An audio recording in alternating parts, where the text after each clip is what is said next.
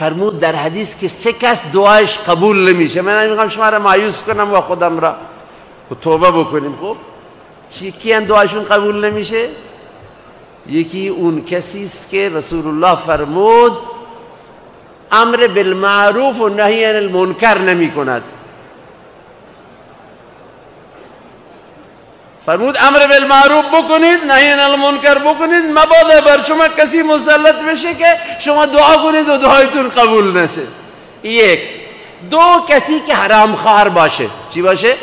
حرام خوار. فرمود رب اشعث اغبر، خیلی هستن غبار آلود، ظاهر نیک، قلندر، درویش، اشعث اغبر، یطیل سفر، سفر حج، سفر نمیدونم جهاد، حتی سفر تبلیغ، سفر مسافر دعاش ظاهرا قبول میشه. یطیل السفر، یرفع یدیه، دست بلند میکنن، یا رب یا رب یا رب فریاد میزنن.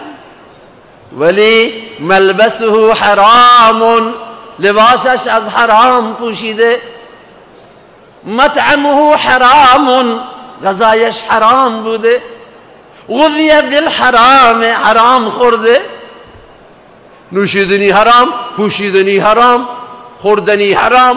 اما یستجاب له، چطور دعاش قبول میشه؟ 3 کیه؟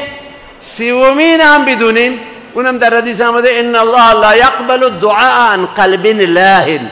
دعا میکنه ولی دلش به دعا نیست، فقط ادای دعا را در میاره. تو دعای ما هم روح نیست، تو نمازهای ما، تو عبادتهای ما روح، مغز بیرون آمده، توجه، خشوع، شکستگی، اون چیز نیست.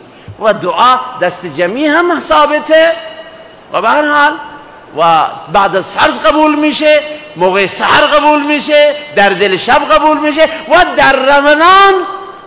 مولانا عبدالرحمن همیشه توصیه میکرد در زمان دانش آموزی ما که 2 وقت از دست ندید، خوب قبول میشه، یکی موقع سحر، یکی موقع افطار. انشاءالله